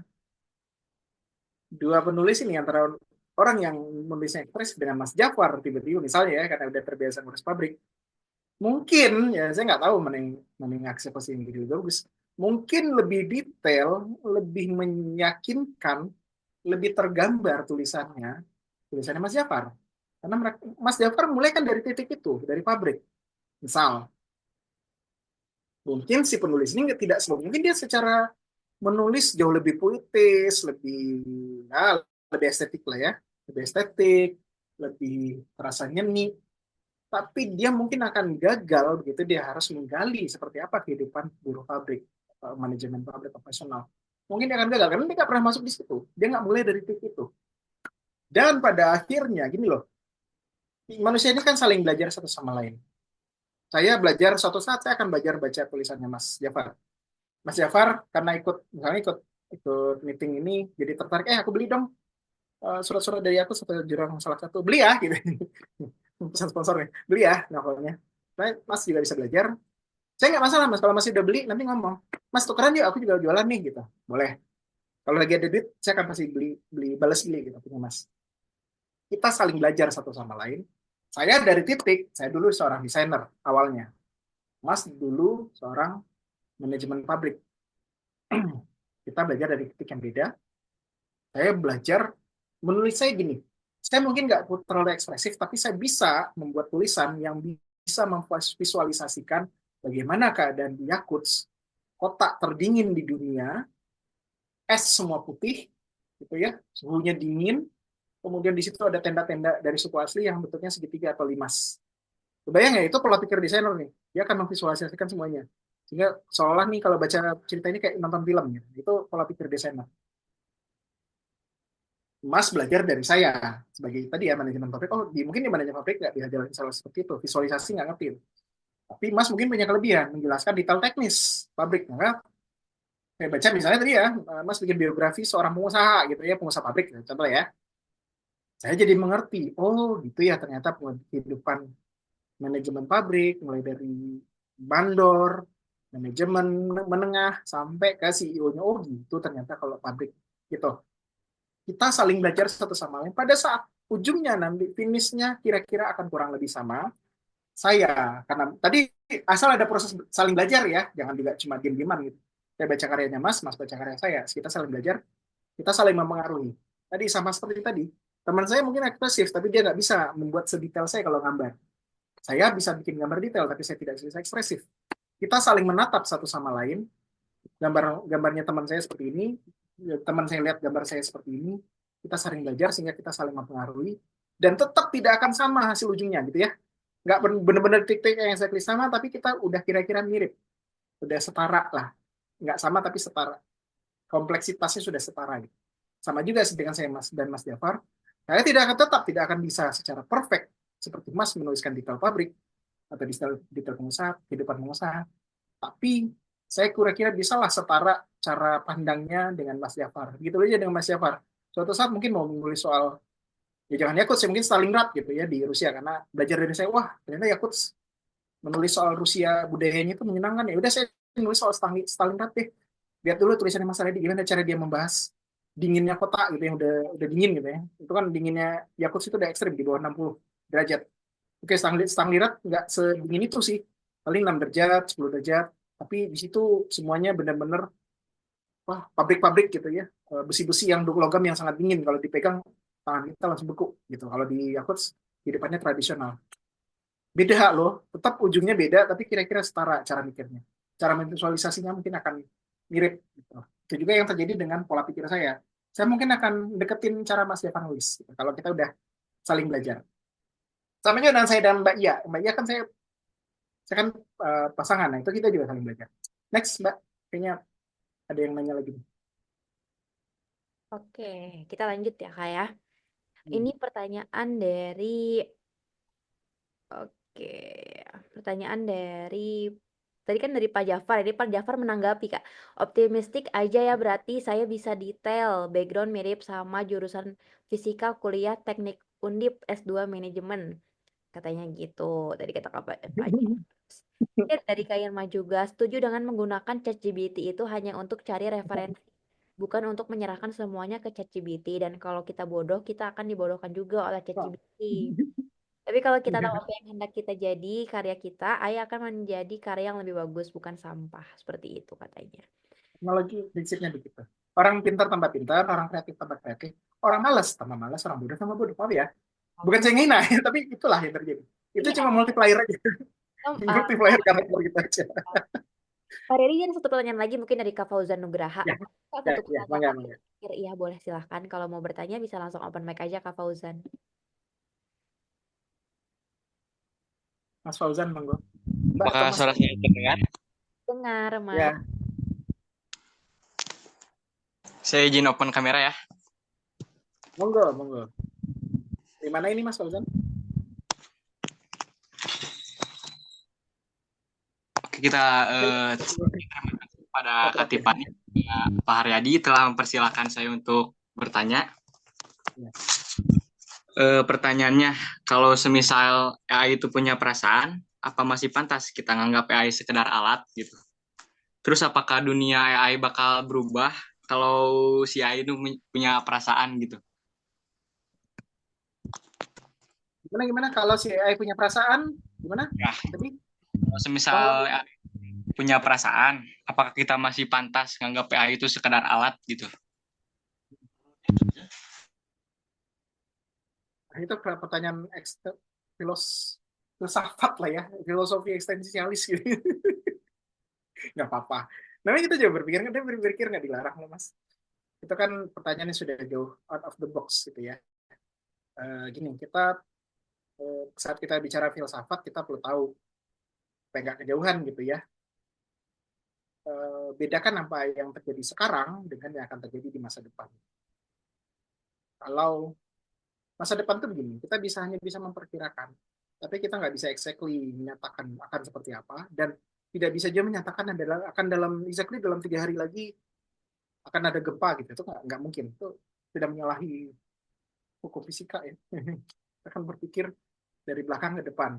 Nggak mungkin kita balikin, kita seolah hidup di masa depan terus ngomong di masa lalu, itu nggak mungkin.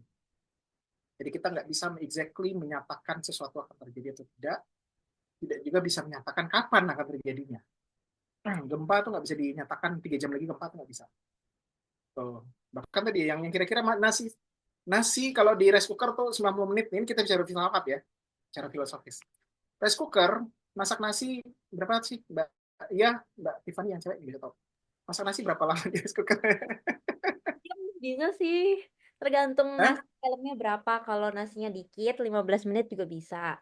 Tapi kalau nasinya banyak ya sekitar 4,5 jam sih. Itu berdasarkan alat ukur. Ya. Alat ukur dan pengalamannya Mbak Tiffany. Di rice cooker kan ada pengukurnya ya, kira-kira butuh berapa jam. Kemudian Mbak Tiffany sendiri sebagai manusia yang sudah ahli gitu ya, sudah anggaplah sudah expert dalam pernasian bisa memperkirakan dalam 15 menit, saya 15-30 menit gitu ya. Tapi saya coba challenge. Bisa nggak Mbak 100% menentukan kalau saya masukin beras dan masukin air sesuai dengan yang Mbak tentukan, 15-30 menit ke depan tidak akan ada mati lampu. Jadi tetap ada. Ya, makanya saya bilang, tetap akan ada sesuatu yang akan terjadi yang mungkin kita nggak bisa tahu. Perkembangan AI, ya memang pada suatu saat gini loh. Ya kalau kita balik ya, kalau yang suka baca Harari, kita balik ke filsafat. Suka baca Yuval Noah Harari mungkin, itu perlu dibaca kalau memang arahnya ke filsafat ya. Bacalah di situ bahwa dia akan bilang bahwa pada suatu saat secara fisik manusia itu akan musnah. Fisik ya, saya nggak bilang secara spirit, secara pemikiran. Karena kita akan masuk, dibilang tuh singularity, di mana, aduh ini kejauhan sih, tapi lucu lah buat kita bahas sedikit ya. Otak manusia itu akan diupload ke internet lah intinya, diupload ke jaringan. Sehingga kita akan hidup selamanya, karena kita hidup di jaringan silikon namanya. Silikon itu tadi nggak seperti karbon. Kalau kita ini kan, tubuh kita kan kumpulan karbon. Jadilah protein, karbohidrat, Itu kita bisa mati gara-gara kita kandungan badan kita dari karbon. Suatu saat akan mati, suatu akan membusuk. Tapi kalau kita pikiran kita masuk ke dalam satu jaringan silikon, selagi ada energi gitu ya, ada listrik di situ, maka pikiran kita akan abadi. Tuh kira-kira. Nah, tapi itu akan terjadi loh. Maka pada saat itu terjadi, paduan manusia dengan artificial intelligence bisa punya perasaan, Mas. Dan dia bisa mengakses otak kita nih. Kan Neuralink juga udah mulai tuh ya. Neuralink sekarang udah masukin note ke kepala, terus dibaca. Itu kan baru baca gerakan. Tapi pada satu saat, note itu akan bisa segitu rumitnya sehingga bisa membaca apa ya, hormon-hormon. Sebenarnya perasaan kita kan dikendalikan oleh hormon, oleh bagian otak-otak tertentu yang tadi saya bikin pemetaan ya, kan dikendalikan oleh itu. Maka si apa tadi si Neuralink itu sebenarnya bisa membaca pola-pola tertentu pada saat kita marah, sedih, kemudian dia gini, pada saat itu terjadi itu lebih ke simulasi perasaan, Mas. Ini teman saya bilang nih, ahli AI. AI itu akan sampai ke tahap mensimulasikan perasaan. Bukan merasa loh. Dia hanya memimik, meniru sedih kita. Meniru ekspresi kita, digambar lah muka orang sedih seperti ini. Kalimat orang sedih seperti ini. Tapi dia nggak ngerti juga sih. Kan dia nggak punya consciousness. Dia nggak punya kesadaran. Tapi dia bisa memperkirakan kalau orang sedih A, B, C, D gitu ya. Itu, pada saat titik itu dia masih alat. Tapi bayangkan tadi pada saat kita sudah masuk ke era singularity, batas kita dan komputer tidak ada lagi. Kita itu komputer itu ya kita gitu. Ya, kita udah masuk ke silikon. Otak kita sudah diupload ke hard disk gitu ya, ke memori, dan diproses lah di sana. Tubuhnya udah ketinggalan, udah dikubur lah kira-kira. Tapi otaknya masih ada di situ. Jadi upload. Nah, pada saat itulah kita udah nggak punya batas lagi dan kita nggak bisa lagi ngomong bahwa ya itu bukan alat. Itu sekedar alat. Itu mungkin. Tapi tadi saya nggak berani sama seperti masalah masak masak nasi ya. Saya bukan Tuhan gitu. Saya bisa aja misalnya nanti terjadi perang besar sehingga ya udah peradaban manusia riset lagi ke zaman batu. Bisa jadi loh.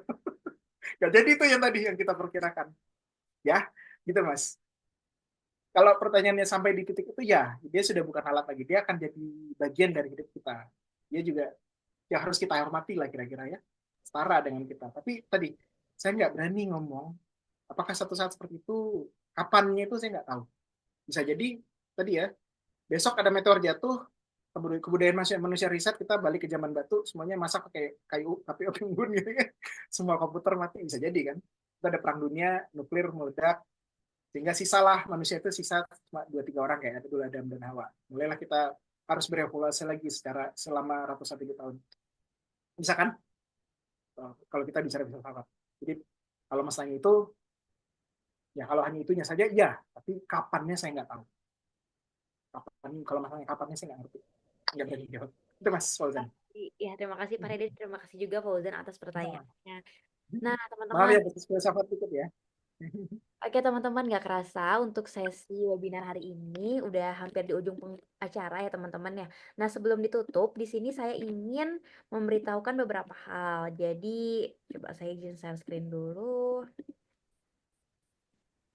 Oke, nah jadi seperti yang sudah saya sebutkan sebelumnya, Keywords ini kan menjual berbagai produk ya teman-teman. Ada domain, hosting, kemudian ada server, VPS, dan lain sebagainya. Nah, teman-teman bisa melihat promo-promo yang akan kami ada gitu ya, yang ada setiap bulannya itu di sini www.keywords.com/promotion slice. Jadi tuh ada yang misalkan nih hosting dan domain itu cuma 118.000 aja per bulan. Nah, buat teman-teman yang di sini misalkan penulis atau misalkan seniman, kadang kan teman-teman juga butuh kayak website untuk portofolio kan. Nah, di sini juga kita bisa nih membuat portofolio website dengan menggunakan nama alamat atau domain sendiri. Itu juga sangat menarik. Nah, kemudian buat teman-teman yang ada di lokasi Bandung dan juga Yogyakarta, Keywords menyediakan layanan internet nih ISP. Jadi buat teman-teman yang mau berlangganan untuk WiFi ya, mencari WiFi di rumahnya, di sekolah atau bahkan mungkin di perusahaannya di daerah Bandung dan juga Yogyakarta, nanti bisa menghubungi kami ya. Nanti bisa buka di Keywords internet atau di keywords.com. Nah, ini ada beberapa timeline untuk webinar kita di bulan April ini. Untuk besok kita masih ada webinar tentang front-end developer. Kemudian di minggu depan kita juga masih ada webinar lainnya. Nah, teman-teman bisa nanti cek aja untuk jadwal webinarnya di keywords.academy ataupun teman-teman bisa cek di link.id/keywordsacademy. Nah, gitu ya teman-teman. Nanti kita di sini tuh webinarnya ini sebenarnya berbayar, cuman kalau misalkan teman-teman mau free itu bisa nanti penuhi syarat-syarat yang ada di postingan IG kita gitu. Nah, di sini saya ingin mengucapkan terima kasih nih kepada Pak Haryadi atas materinya malam ini. Nah, sebelum ditutup juga kita akan ada foto bersama dulu ya Pak ya. Nah, buat teman-teman di sini yang berkenan untuk open kamera, silakan boleh open kamera karena kita akan ada foto bersama dulu nih teman-teman. Oke, Oh buat ya, dijelasin. Kak Zahra, Pak Fajar, Pak Dedi, Sama ini Mbak Irma. saya kasih testimoni ya buat teman-teman ya, karena saya juga langganan sih di keyword sebelum, biar pada yakin gitu loh. Kalau mau pakai website, mending di keywords deh, karena banyak yang lebih murah. Tapi so far saya pakai keywords itu nggak pernah yang downtime-nya sampai lama gitu ya, ada error segala macam. Kalaupun kita ada masalah boleh tanya ke customer service-nya, paling oke sih so far. Jadi kalau saya saranin kalau butuh website, butuh hosting, butuh domain name, supaya teman-teman gini loh, murah itu gampang sih, tapi kalau udah kena trouble, ngurus berminggu-minggu berasa capek. Review Jadi langsung ya dari pengguna. Review langsung dari pengguna. makanya saya jadi sahabat sama Mas Randy tuh begitu, karena dulu sering sering ngobrol tuh. Lo gimana sih gitu ya hosting lo. Kalau lagi ada error sih langsung ngomong sama dia. Oke, gitu tuh teman-teman, review langsung dari pengguna website keyword gitu. Nanti bisa bisa dicoba ya untuk pakai keywords. Nah, kita akan foto Cobain. dulu, teman-teman, buat yang mau open kamera masih bisa. Kita akan foto 2 kali aja untuk fotonya.